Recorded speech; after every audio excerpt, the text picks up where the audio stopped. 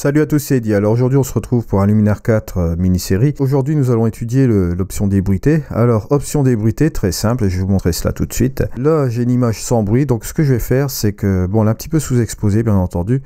On va avoir tendance un petit peu à utiliser l'amélioration. Je vais mettre un peu l'accent à 100, voilà, juste un peu comme ceci. Et ce que je vais faire, c'est que je vais utiliser la structure, je vais la monter aussi au maximum. Je vais monter tout cela à fond. Voilà, comme vous pouvez voir ici, hormis les petites taches de capteurs qui sont là aussi également, on a du bruit là maintenant, c'est impeccable. Donc on va utiliser l'option débruité. Et ici, dans notre cas, dans ce cas-ci, bon, comme j'ai un petit peu poussé les curseurs assez fort, vous le voyez là, on commence à avoir du bruit de luminance. On va avoir tendance de voir apparaître des petits grains plus ou moins gris comme ceci. Et là, on va utiliser ce premier curseur. Vous allez voir un petit peu la différence. Je vais le monter à fond pour que ce soit un petit peu plus flagrant. Et vous voyez, le bruit commence à disparaître juste dans les zones des nuages, voilà, comme ceci. Vous avez même un petit curseur qui est ici renforcé. Là, à 0, ça ne va pas avoir effet.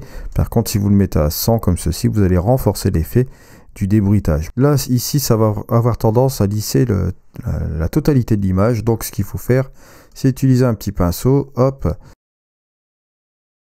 Vous voyez ici qu'il y a du bruit. Et là, forcément, il y a moins de bruit au niveau de la zone où vous voulez débruiter. Voilà. C'est un petit peu ce que je peux dire aujourd'hui sur l'option débruiter au niveau de la luminance. Le deuxième curseur va vous servir à débruiter aussi également, mais là, ça va être les bruits chromatiques. Bruits chromatiques, ce sont les petits grains de couleur que vous pouvez obtenir sur vos photos par moment.